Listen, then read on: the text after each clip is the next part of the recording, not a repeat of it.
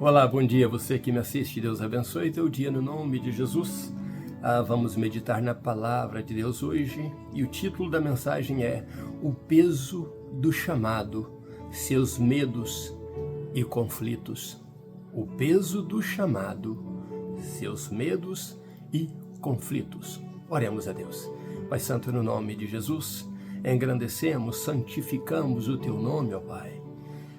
Senhor, queremos dizer que Tu és honrado, exaltado, magnífico e grande Deus, que a Tua soberania é conhecida em toda a terra. Por mais que o homem tome os seus caminhos, meu Deus, o Senhor continua sendo soberano e continua sendo Deus. É por isso que o Senhor disse que seria exaltado em todas as nações e seria exaltado entre os povos, por mais que não sirvam ao Senhor.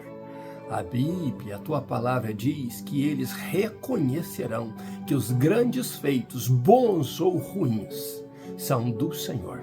Que o Senhor pune, que o Senhor exalta, que o Senhor levanta, que o Senhor abate, mas eles saberão que tudo isso só acontece debaixo da soberania do Senhor. Por isso eu e esta pessoa que ora comigo agora, assistindo este vídeo, engrandecemos o Teu nome e dizemos a Deus que nós o consideramos, nós o temos como o grande e único Deus das nossas vidas e de toda a terra. Pai Santo, olha para as nossas necessidades, olha para os nossos medos e para os nossos conflitos, meu Deus, e ajuda-nos a vencer nesta vida, não só nós, mas também os nossos familiares. E assim nós oramos no nome de Jesus. Amém. Peso do chamado, seus medos e conflitos. Tem muita coisa que você não sabe. Eu, por exemplo, estou com esse machucadinho na boca. Isso é uma onda de gripe que está passando aqui nos Estados Unidos da América. Muita gente está sofrendo. E esse é um sinal de que a gripe está me deixando, mas que ela não veio para brincar, como está enfraquecendo a muitas pessoas aqui. Então, o que eu quero dizer para você é que eu, como homem de Deus, como um chamado de Deus e como um cristão, como você também é, eu tenho também os meus conflitos, os meus medos, as provações desta vida. Muitas pessoas pensam, porque nós vivemos nos Estados Unidos da América, que a gente tem abundância de dinheiro, a gente não tem problema, que é estalar de dedo e o dinheiro acontece. E essas pessoas têm um pensamento enganado, principalmente a meu respeito, que sou um lutador, né? Que nunca te pedi oferta e nem vou te pedir no nome de Jesus. Não te peço pix, não te peço nada disso e nem peço a ninguém, porque o Senhor me deu 2 braços e 2 pernas, uma cabeça boa para trabalhar, para produzir alimento para minha família. E enquanto eu faço isso, eu me sinto tão honrado diante de Deus quanto diante da sociedade. Eu não sou dependente do governo, de ajuda do governo. Eu trabalho, porque o meu Pai, o meu Deus trabalha também. E Ele, que é o Deus de toda a riqueza e de toda a força, Ele me dá força para trabalhar e para ser um exemplo nesta terra. Então tem muita gente reclamando porque são frouxos, porque se saírem à luta e pedirem a Deus de orientação, Deus abrirá as portas e eles serão vencedores. Deus os chamou para vencer e não para a preguiça. Por isso eu louvo a Deus pela minha vida, sou muito sério nisso aí. E incentivo aos pastores, aos líderes, aos cristãos a serem sérios e honestos também. Porque é por isso que o evangelho às vezes sofre ataques, por causa de alguns que maldizem a palavra do Senhor, que usam a palavra do Senhor para causar escândalos. E isso não é conveniente para um cristão verdadeiro.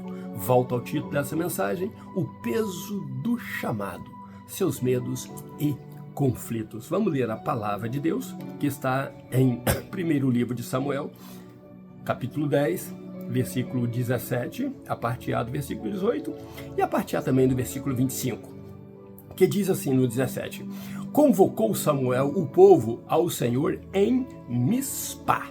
Essa cidade é a cidade de grande influência em Israel.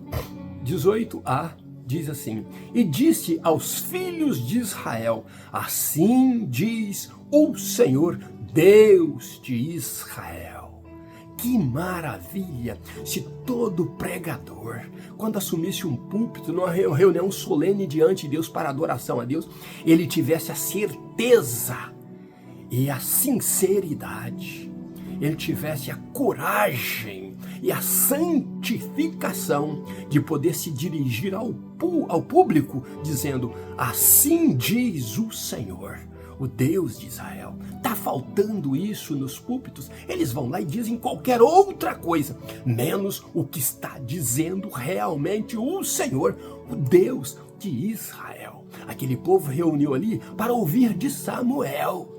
Mas Samuel queria provar para aquele povo: vocês estão debaixo da soberania de Deus, mesmo escolhendo um rei fora do tempo, porque era direito do povo, segundo Deuteronômio capítulo 17, a escolher mais tarde um rei, mas não fora do tempo e não segundo os reis das outras nações.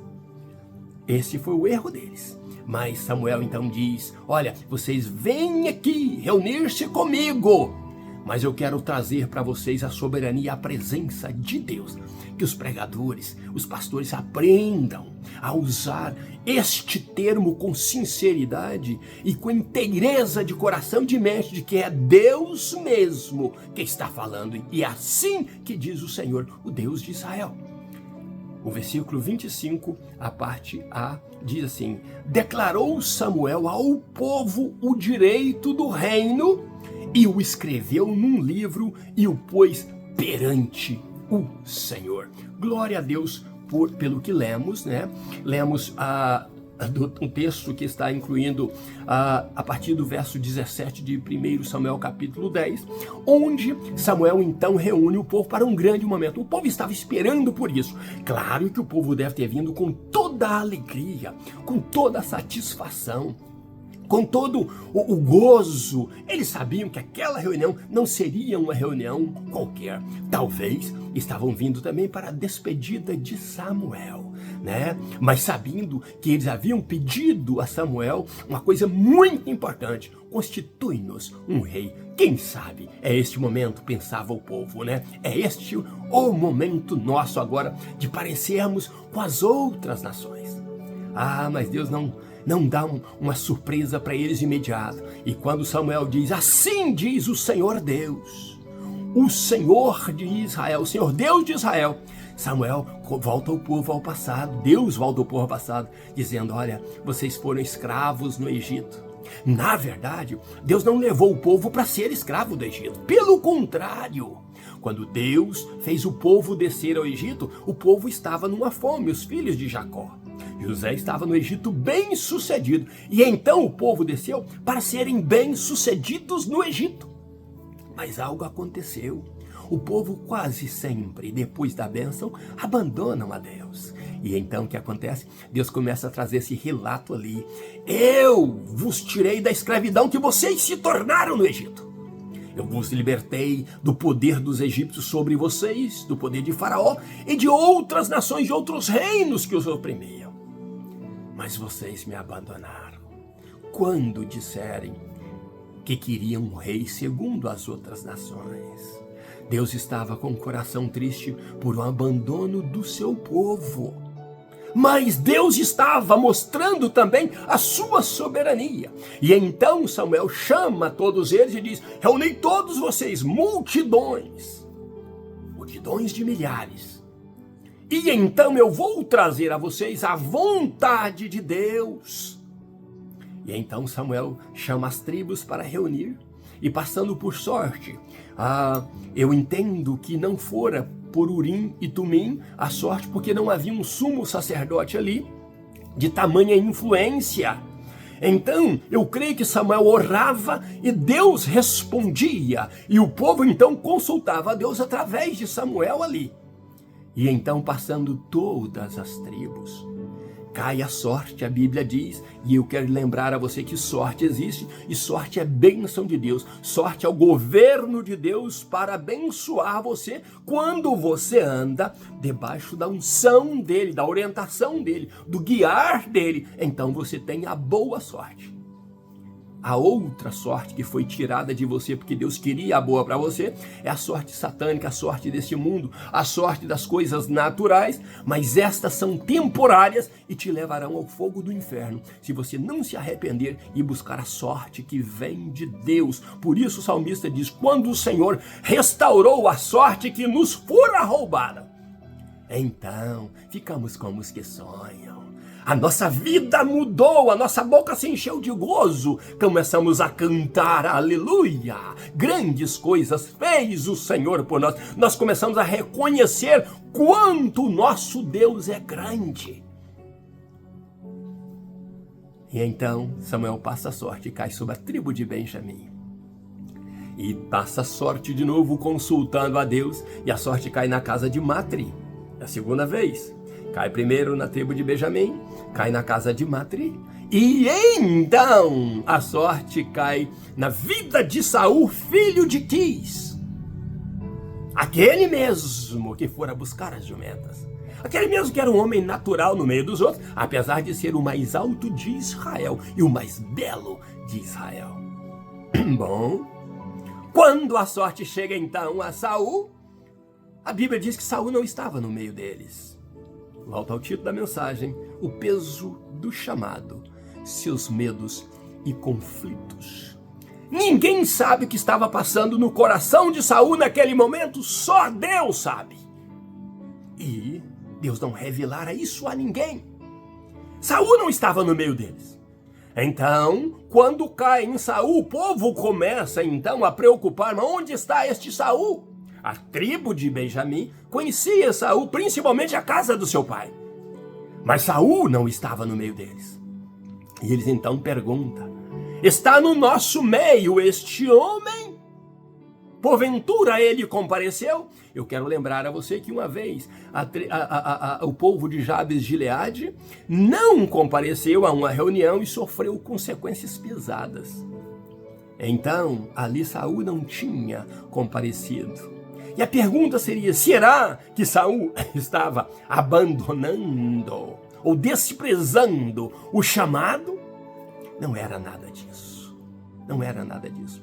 E o povo questiona: onde está então este homem que o Senhor nos apontou para ser o nosso rei? E questionando, consultando a Deus, diz: ele está no vosso meio, sim. Só que ele está escondido entre as bagagens. Posso repetir o título?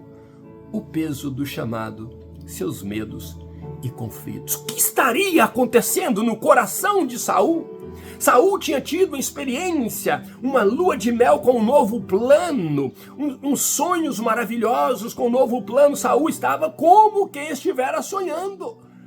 Deus o experimentando, Deus mudou a vida dele, ele é agora novo homem, mas por que se escondeu? O que teria pensado Saul?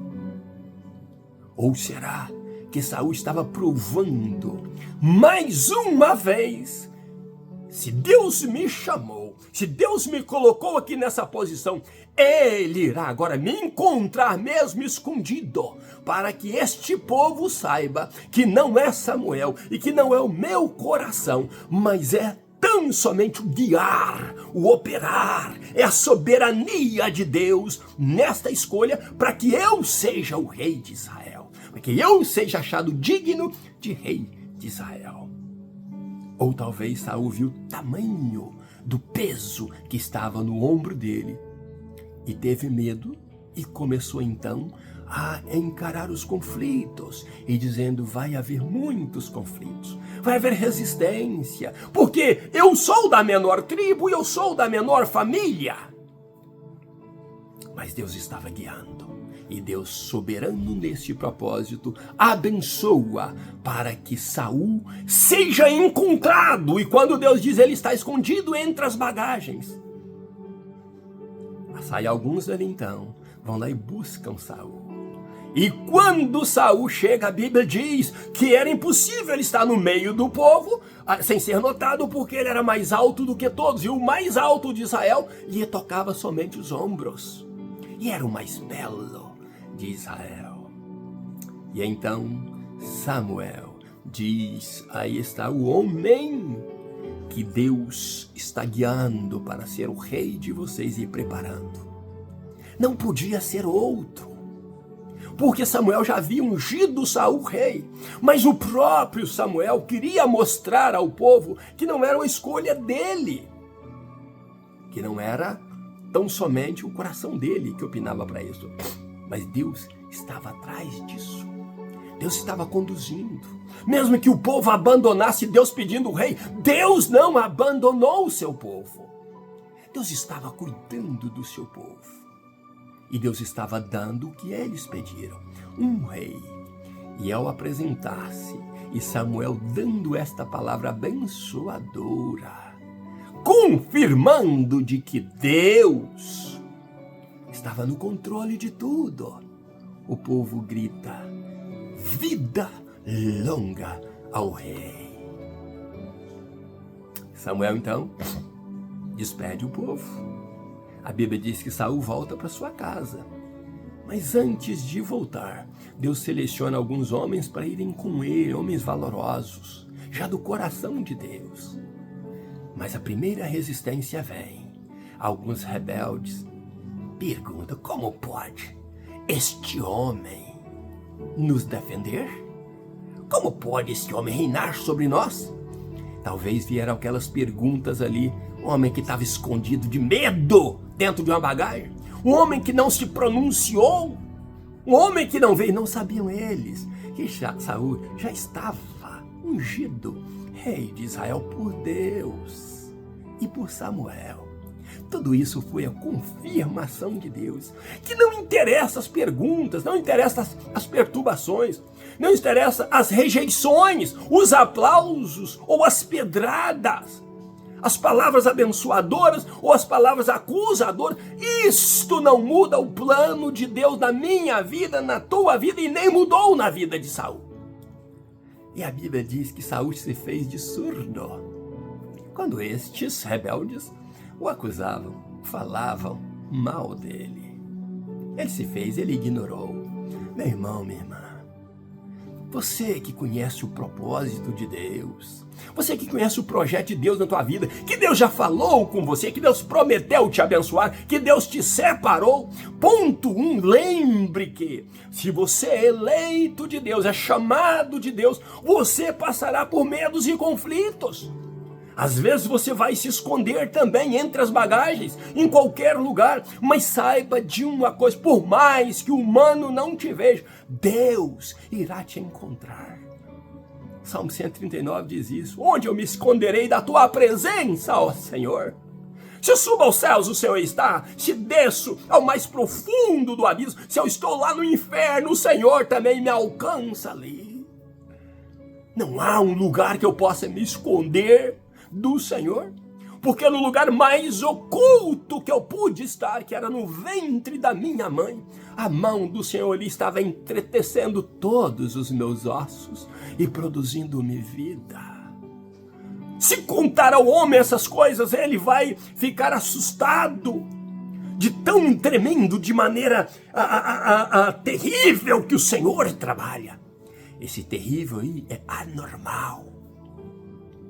Maneira que não se explica que o Senhor trabalha. Deus trabalha na tua vida o chamado e chamada de Deus. Você que é cristão de verdade, porque Deus só tem compromisso com cristão de verdade. Saiba disso. O teu medo não pode te separar do teu Deus. Os teus conflitos não podem separar do teu Deus, porque Ele é superior aos teus medos e ao conflito que pode vir até você. A Bíblia diz que se você amar a Deus, se você amar o seu próximo, que o amor lança fora todo medo. Mas se lança fora, é algo que existe e que tem que ser lançado fora. Mas Deus já te fez vencedor e vencedora no nome de Jesus. Quando Ele te elegeu em Cristo, Ele te elegeu para a vitória. Não há como mais se esconder dele. Não é como mais se ausentar. E por mais que os olhos humanos não te vejam, Deus está vendo você. Por mais que os olhos humanos os ouvidos humanos não te escutem, Deus está escutando o teu coração e a tua mente muito mais do que o que possa ser dito pela tua boca. Deus está com você. Eu falava com um sobrinho meu, Danilo, que tenho o acompanhado na fé dele, eu aqui e ele no Brasil, e eu disse a ele: não te preocupe com sonhos, com medos, com conflitos. Deus está no controle. Você não comanda os teus sonhos. mas você pode pedir a Deus novos sonhos. E mesmo que o sonho seja terrível, você pode acordar e diz: repreendido está no nome de Jesus. Eu nasci para o louvor da glória de Deus. Ele me chamou para a sua glória. Saul estava certamente convencido daquela unção e das palavras de Samuel na vida dele. Só ele, Samuel, sabia disso. Mas quem mais sabia e quem é soberano era Deus. Não sabemos o que estava pensando Saul. Talvez pensasse: se Deus me tirou da casa do meu pai para seguir jumentas, para ser ungido, talvez ele vai ter agora também que me tirar da bagagem, do meio das bagagens. Ninguém me vê, para me fazer notável no meio do povo de Israel. E esse povo entenda que em tudo isso está a mão de Deus. Quando você tem ciência do que Deus quer contigo, do que Deus quer fazer com você, as zombarias, as críticas não te derrubam. Tão somente você precisa ser abençoador. Essa é a primeira linda atitude de Saul, depois que o povo sabia que ele era rei. Veremos mais tarde uma outra linda atitude de Saul, quando o povo quer punir alguém e Saul diz: não, hoje a glória de Deus esteve sobre nós, ninguém será punido. Existem surpresas sobre a vida de Saul que não se prega por aí. Mas eu quero trazer a você o conhecimento da palavra de Deus. Como eu disse a você, o meu prazer é te ensinar uma revelação de Deus dentro da Bíblia, para que você cresça conhecendo a palavra de Deus. Muitos ensinam outras coisas por aí. Muitos escondem os seus pecados, atacando Saul, atacando Davi, atacando outras pessoas. Mas a beleza da palavra de Deus traz novidade para as nossas vidas. Conheçamos e prossigamos em conhecer o Senhor. E conhecendo o Senhor, cada dia nós viveremos mais apaixonados pela sua palavra. Que Deus abençoe você e família em nome de Jesus. O peso do chamado, seus medos e seus conflitos.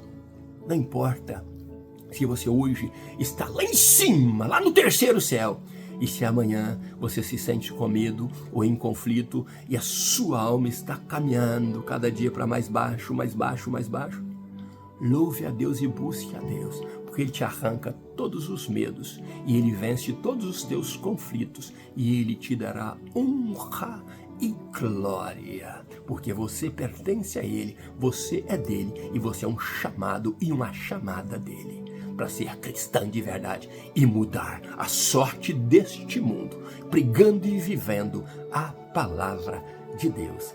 Que Deus abençoe você e família em nome de Jesus. Ainda nos meus pijamas e com a marquinha na boca da febre, que já passou, graças a Deus, há uma semana, eu estou buscando a Deus para que Deus sempre fale com você e comigo e nos dê uma palavra de graça. No nome de Jesus, seja forte e valente. Deus é contigo. E se você quiser se esconder para aprovar Deus, não é problema. E se você quiser aparecer também para mostrar a glória de Deus, não é problema. Deus é soberano em todas as tuas atitudes, desde que você seja vencedor e vencedora e tenha a unção dele. No nome de Jesus. Abraço meu, pastor Rivo Martins. E até amanhã, se Deus quiser.